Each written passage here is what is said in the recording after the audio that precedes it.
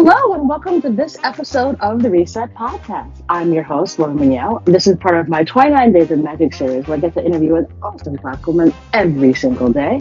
And today I am super delighted to have Lauren Kimball, who's a VP Design Director at Momentum. He has an amazing career story. It's going to be a great conversation. Just take a listen. Hey, Lauren. Hi, how are you? Hanging out, working, interviewing, working, interviewing. Same The thing usual. every day. Yeah, huge. So the way the podcast works, first question always the same, answer is always amazing. I feel like yours would be really great. So, Lauren, what was your first job?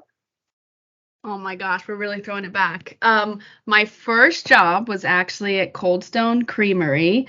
I was very proud of myself. I went to the classified ads in the newspaper, an actual hard copy, found that, and yeah, went in for the interview. Anyone familiar with Coldstone knows that you have to sing for tips. So we even had to sing in the interview. So that was quite the surprise, but experience. And yeah, I worked there for probably about a year. And I'm still proud of myself for going through the classifieds to find that. You had to sing through the interview? What did you sing? Yeah, they had all these little jingles. I think there was probably like five, maybe. And they were different jingles. One of them like sounded like the Flintstones, but it was about Cold Stone. So I think they gave us something on a piece of paper, and we were like standing in a group in the little like crew room, and we sang as a collective. So yeah, that was a new one. Oh my God, how old were you? 14, maybe 15, something in there. So all I remember about Cold Stone was that like you could like mix up a bunch of different stuff together to make up the ice cream. And if you wanted to be really annoying, you'd like have them try to add every single thing just to be annoying. Was that basically unfortunately your job? Yeah, 100%. And I would have friends come in who would just drop money in the tip jar so that we would have to sing, just to like get a kick out of that. Thankfully, that was pre-smartphones, so there's no recordings of anything, so that's for the best. But yeah, lots of mix-ins. You shockingly, your forearms got sore, and I always played sports, so I was a little embarrassed at first. I'm like, there's no way that my forearm is sore from mixing ice cream, but it's true. After a few weeks in, you were good and used to it. Oh my gosh, that is taking it back. But paying for the tips just seems like a HR violation. Agreed. what, It felt what if weird you can't saying it out say? loud. Okay, what if you can't sing? But I could still be a really good ice cream scooper. Like, come on, like I know Well, me, I can't carry a tin across the street, so like I would not have had a job with Cold Stone. well, depending on who you ask, out of my friends or my mother, some would say I can sing, and my mom is pretty adamant that that's not true. So maybe I fall somewhere in the middle. It wasn't necessarily a pretty sight, that's for sure. Oh my gosh, I love it. All right, so you go from having rotator cuff situations with your forearms to where you are now. What has that career journey been like? Great question. I feel like I always have to take it back to sports. That really is what got me to where I am today. I was a big basketball athlete and traveled the country and did all of that in AAU and really thought I was going to play basketball in college. But I've always loved design, and even when I was younger and we'd drive around and drive through all these different cities across the US, I would always point at buildings and look at architecture and really appreciate the different design or lack thereof in some of these places. So as I started to get older in high school, it was like, gosh, do I really want to do I want to, and or do I think that there's a future for me in basketball, or am I being drawn more towards academics, which is what I kind of felt. So I applied to architecture school, and I got into the schools that I had applied for, which was amazing. And through a friend, I had found out about this scholarship, an amazing full ride scholarship to architecture school. And so I knew that friend through basketball, and that's why I kind of attribute everything back to that, because had I never played, I would have never been exposed to it. So fast forward, I got the scholarship, and that was pretty huge and still life-changing for me to get a full ride to a master's program in architecture. So I went through that. The scholarship also included an internship and a job at the architecture firm that it came through. So I was doing, it was pretty incredible. And the firm called Populous, I was doing sports and entertainment architecture. So it was amazing because I got to connect my sports background with my love of design and do that for a while. And that's really what set me up in my career to have this design focus. And I've always, of course, loved sports and entertainment. And I've managed somehow to keep that at the forefront in all the stuff that I've done. So while I'm in agency life, I've always still done design or experience in some fashion, and that took me from Kansas City to New York, and now at the agency that I'm at. So it's been a fun run, not one I could have scripted, but I'm thrilled with where it's come so far. That's amazing. So back me up. So you just happen to gloss over the fact that you're actually a trained architect. Yes, it's true. Could you elaborate, my darling? Sure, of course. Yeah. So had my master's in architecture, practiced in that. And so when I say sports and entertainment architecture, it was stadiums, NFL stadiums, basketball arenas, MLB ballparks. You have to be careful not to say stadiums when it's ballparks for baseball. And so then in addition to all of those physical builds, we were also doing what they called event overlay, which is really experiential and master planning for large scale events, the Super Bowl, Olympic master plans, Final Four, Churchill Downs.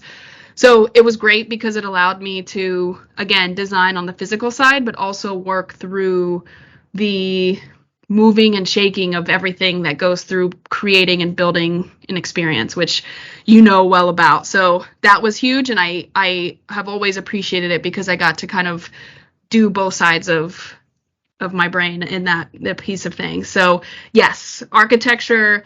It's funny, my mom, when she hears me say to people, I used to practice architecture, she's like, why don't you just say you're an architect? Nobody knows the difference. And the reason is, in the architecture profession, there's technically, you have to be licensed to call yourself a licensed or registered architect, which really just means that you can stamp a drawing at the end of the day and take on the liability that comes with building a building. So yeah, we always go back and forth, but no one outside of the industry really knows that. So I feel like we all just refer to ourselves as architects still. We did the work, we put in the work. Exactly. You did the stuff, so you get the title and the shine that comes with that. Like, that's kind of how it works. Exactly. So what is it you do right now? So what do I do right now? I head up an experienced design team with some other great folks, and we do design, build, experiential for live events, but also digital experience as well. Everything from streamed concerts to gaming from the digital side of things. And of course, metaverse, everyone's throwing that word around, but it's kind of nicely that word hasn't been used quite as much in the last month or so, because we're on to some other buzzwords. And then of course, physical builds for a lot of our live events. So that piece has been amazing. And to be honest, when I first started and shifted to agency life, I'm like, what is an architect doing here? And then I think within 3 hours, I quickly figured out and felt good about everything that was to come, because I'm still designing and building and delivering amazing experiences for Fortune 500 brands at some of the coolest events ever. It's just that they're not being built to stay up for 100 years. Sometimes they're up for 3 hours, sometimes they're up for 2 weeks. So it's really the balance of that and the mind shift that comes with going from a permanent build to a temporary one. Yeah, so talk about that, because I'm sure for you, like, you were trying to build something that would last 50 years, and oftentimes your stuff is broken down the same night or the 24 hours of when it goes up. Exactly. Yeah. And so I'm sure there's a lot of people that were frustrated in the beginning as I'm coming in asking for materials that, need lead times of a year and a build. So that part was a learning for me, because one, there was stuff that, you didn't necessarily need beautiful, expensive tile on something that's going to be up for 6 hours. There's other ways to do that. And so there was a shift in materiality and, is something going to be seen in person, or is it just going to be seen for TV? Because even that changes what needs to be shown or quality of stuff. So that was definitely a mental shift for me. But at the same time, I think it was really great in building out some of the experiences that we've done for our clients, because it elevated the quality of work in these builds. And, some of the stuff we've done at the US Open or Coachella, they feel like permanent builds and they feel like something that could be up for a long time. And I attribute that to being able to build a really great team with this knowledge base of, architecture and exhibition design and theater design and all these different disciplines that we've been able to add up on our team. Awesome. So obviously you've done some really incredible projects and you probably learned a ton along the way. So I'd love for you to share about a time where you're like, there's no way I'm getting through this challenge. And then you did. Oh, wow. I think I might have to take it way back to a project. It was actually at Churchill Downs, and we were redoing some of their club and suite spaces. And it was kind of the first project that I had a lot of overview and like ownership of it, but there was a lot of stuff I didn't know yet. And of course I didn't know that. So I think getting into it, I had plenty of blinders, and it really was a project that I think propelled me to be the designer that I am today, and a lot of the expectations and quality that I have today, because one, my boss at the time, she was incredible and still is an amazing designer and really elevated the quality of work that you see in stadiums and arenas. I think oftentimes when you think about those spaces, you're looking at the exterior, you're looking at the actual courts or fields, but the interiors aren't always approached in a high-end hospitality perspective. And in who I was working with at the time, that's the background she came from and the shift that she brought into the space. And so as you start to look at things not as a club suite, but as a expensive, cocktail lounge at the Ritz, those are two different viewpoints you start to see. And there's no reason that an expensive cocktail lounge at the Ritz shouldn't live inside of a sports stadium. So anyway, I think the Churchill project was one for me to first see those things and understand those things, to discover a lot of different materials. It had a pretty good lead time, which sounds silly, but again, you fully understand the more time you have, the more ability you have to think about stuff, and all of a sudden you can now afford or have enough time for certain materials that often, if you had less, wouldn't be able to get there in time. So it just allowed to really push the boundaries of the quality of work. And, it was one of my first big presentations to, very high up people at Churchill Downs. And I was leading those things, and it was just a really great opportunity, and I'll be definitely forever thankful for it. That's amazing. I love that, because it's like you have that moment where you're like, oh crap, and then I'm here. Let's make it happen. Yeah. Exactly. It's like, it was maybe where I first learned that you just say yes and figure it out. I think that is the definition of creatives all over, is that, like, of course we can do that. And then we turn around and we're like, okay, guys, how is that really going to happen? But that's the beauty of creativity, is that there's technically no right answer. So we get to dream and figure out how we make it work for us or the client or this specific moment in time. Yeah, it really is quite impactful and incredible to be able to just jump and go. You'll make it happen. Like, don't worry about it. And I think it's funny. As I said, I listen to somebody every day that I'm so excited this year to have so many different women from my side of the universe on 29 days, because I think oftentimes I'm the only one people ever see. I'm like, no, there's dozens of us. Totally. And we have all different types of jobs, because you can physically build and design the spaces. I will find you that cheaper tile.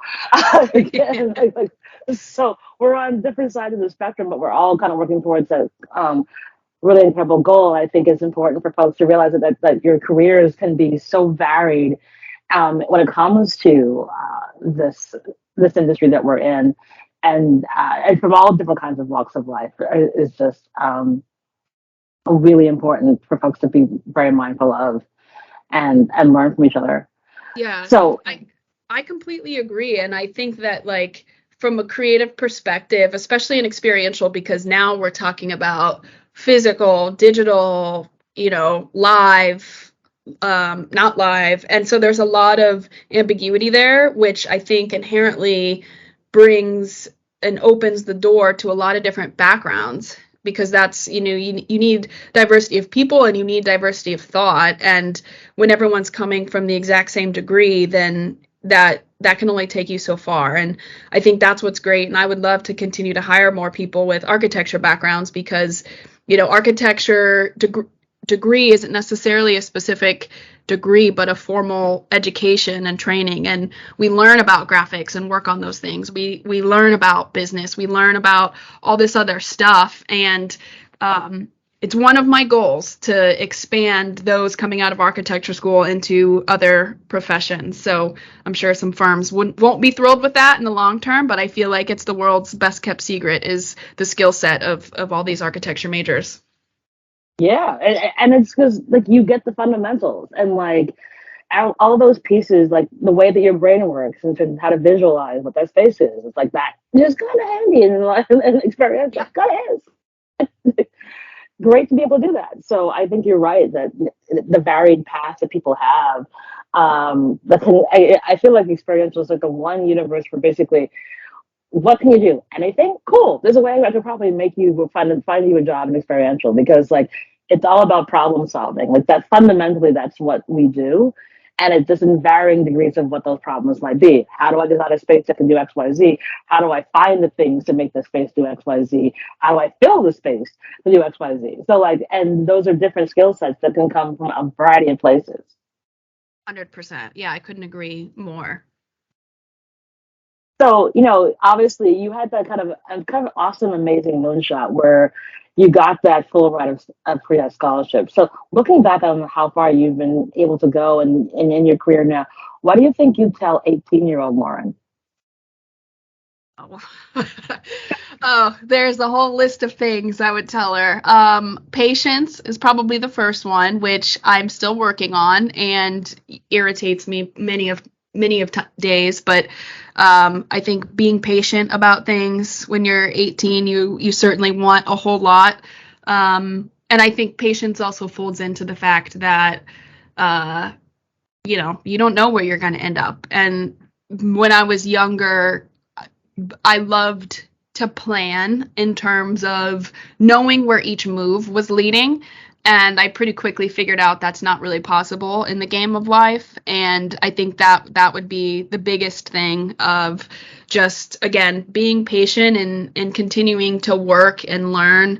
There's not a single job I've had so far that wouldn't be or that would be possible without my jobs that came before it.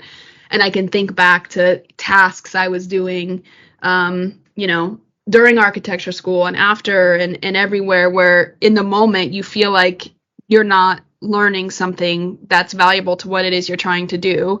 But, a year goes by and you look back and you realize it was invaluable to where it has gotten you now. So I think that's the biggest thing is that I needed to be patient, and that could be years from now, but that things will continue to work out. And I think I need to tell my current self that as well. Yeah, patience is not something that any of us have. And also, I think the younger generations think that everything has to be solved tomorrow and that you need to become Beyonce tomorrow. And it's like, yeah, take your time. When I think back to like starting out my career and where I am now, and how well adjusted and mature you have to sort of be when you get to like your this adult age. Like 18-year-old me couldn't do this. No way. I because you don't have the maturity, you don't have like the groundingness that comes from experience, but also from falling down and getting back up, falling down, getting back up, falling down and getting back slower. But then getting back up and learning that resilience is necessary to be in business, especially when you're a Black woman in business. I'm sure there's probably not that many Black women architects, are there? No, no, it's very low, and I don't remember. I don't know what the current stat is, but I do remember reading. I think it was architectural record back in college, and there was an article about it. And at the time, I think the stat was like 3% of all registered architects were Black. And of those Black architects, there was like an actual number, like 300 were women. Out of, we'll say it was probably the US, but like 300 people, 300 women is pretty crazy and quite a low number. So I'm confident it's better now, but it's still, it's certainly not the majority and certainly not where it could be. And we need more of them, which is why I was like, they can see your face, let folks know that you exist, and that you can be in a lot of different places. You don't have to just be in one. You can have a varied and awesome, unique career, and take all those amazing fundamentals and do awesome, great things like you have been able to do. Totally. And again, it's just the beauty of creativity. Anyone in a creative profession, it's inherent that we're thinkers and dreamers. And sure, you might want to become an architect, but you're probably thinking about 5 or 6 other things that are of interest, whether it's, in advertising or drawing or knitting or whatever it is. And I think that goes for any creative profession or profession in general.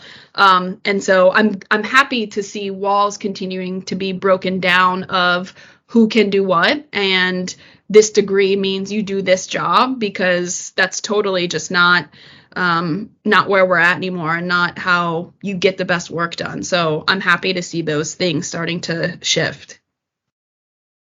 Awesome, you're so right. So obviously you're really busy, but you've got to take time for Lauren. So what do you do for your self care? I'm still working on building that up, but it is important. I'm a big food person in terms of exploring new restaurants and all of that. So my friends and I love to do that and kind of go move about the city, experiencing those things. I'm interested in art. I went to some galleries last weekend, and it's on we'll call it my vision board for 2023, but to understand more of the art world and just how that works, and kind of let yourself get lost in everything that comes with that. So I think that's a big piece of it. I like to read. I only read nonfiction. I feel like I watch enough Bravo TV to fill my tank with reality drama. So if I'm reading, then I feel like I need to be reading something that has some educational value for me. And so that ranges anywhere from like chef biographies or fashion, and yeah, all the way up to like psychology books. So I'm kind of the person who I'm probably in the middle of like 7 books, and if I really love a book, I'll tend not to finish it, which sounds crazy as I'm saying it out loud. But I'll leave like 20 pages just because I don't want it to finish. So yeah, I'm looking at my bookshelf as we speak, and there's many I need to jump back into. I love that. Listen, Bravo is a necessity, and I just picked up on Miami's season 5, and I binged it for like the last few days. I was like, oh my god, this is a master class. Why it's only on Peacock, I don't understand. But like, that season, yeah, I'm like, people are sleeping on Miami, and I don't know why. It's giving new life, and they have deserved their jump over to primetime on Bravo. Wow, Lenny is a monster. Like, Jesus, like that man. I mean, get out. I'm bringing my mistress in. Like, what? Who does that? It's wild. I know. My coworker and I, we have been laughing and saying bro at times because of Alexia and Marisol. So there's always a Housewives reference on a meeting or two a week. Oh my god, Alexia. Well, she's like, I got this $50,000 for gallery watch. What? My husband loves me. I Don't understand. Shaking my head. I just shake my head. It's glorious. Oh my god, I could keep talking to you forever. Last question. Do you have a give and or an ask of the audience? A give and or an ask. I think my ask would be to engage, like anyone, hopefully, some people listen.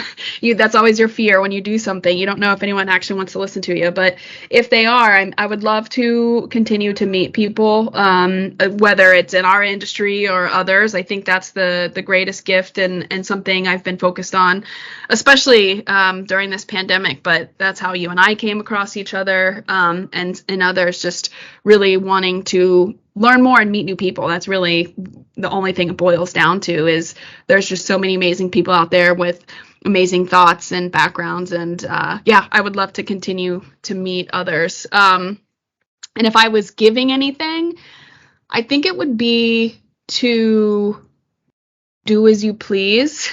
And I say that from I'm still thinking of it from a professional perspective, but I've always definitely been of the mind of ask for forgiveness in terms of your work. When you've got a really great idea and you really want to do something, ask for forgiveness, and that everything has to be done within reason. But I think that's the beauty of creativity and us being able to come up with stuff that hasn't been done before, because that's the ask every single week is, wow, you just did something amazing. Now do something completely different that tops that. And we just do that over and over again. And so I think in order to do that, you kind of have to, break some rules. You got to know the rules to break the rules. But once you do, that's when real magic starts to happen. So I've always been of the mindset that anything is possible, and my mom has always made me feel that way as well. And so it's more like, how do you put in the work and slowly start to meet people or guide your work or questions towards what it is you're trying to do in the long run. That's really what got me here today. So far it's worked out.